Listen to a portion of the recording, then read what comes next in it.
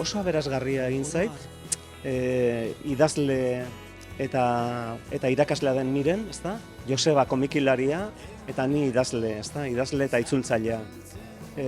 Nola erakarri gazteak, ze trampak sortu, pantaila eta liburua mundu bera izan daitezen, ezta? Hau da, emozionatu daitezen istorio batekin, pelikula batekin, nola harrapatu gazteak.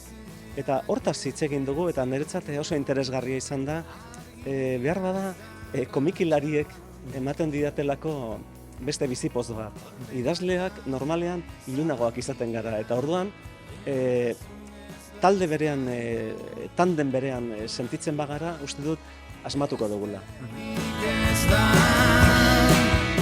Elkarren artean eritziak jartzeko, hobeto ulertzeko nondik hartzen dugun bakotxak literatura eta gazteak eta umeak ere bai, aurrak ere bai, arteak zerikusi daukan literaturarekin oso lotuta dago ikusteko artea ere bai.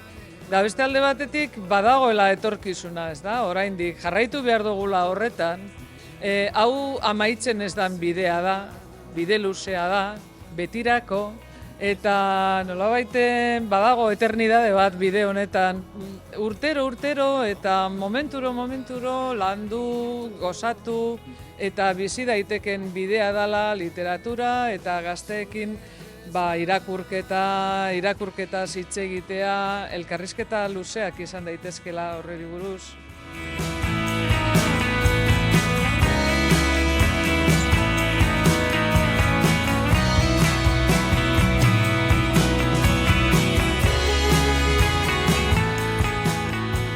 Nik ez dakit, idazteko gogoa eta idaztekoa nola sortu ziren, beti elkarrekin joan dira, ez?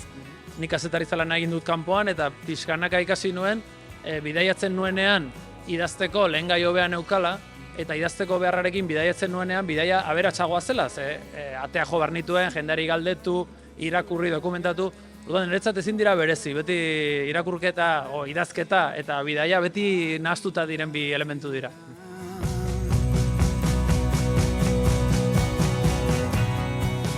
Bizipenetan urrun. Gauza bat da bidaiatu eta beste bat idatzi niretzat. Azken lan honetan bidaiak egon badaude, baina bidairik handina azkenean bizitza bidai bat da. Jaiotzetik hiltzeraino doan bidaia eta horiek dira niri interesatzen zaizkidan bidaiak. 15 bat liburu edo itzuli ditut dagoeneko eta bakoitzarekin joaten naiz munduaren alde batera.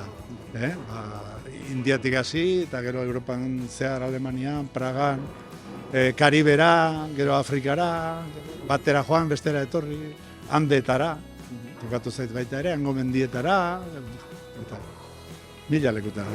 Zapatu egia esaten bali maizut, Europan urrutiena joan nintzen Berlinera, eta Londresera, eta Afrika oraindik ez dut zapaldu.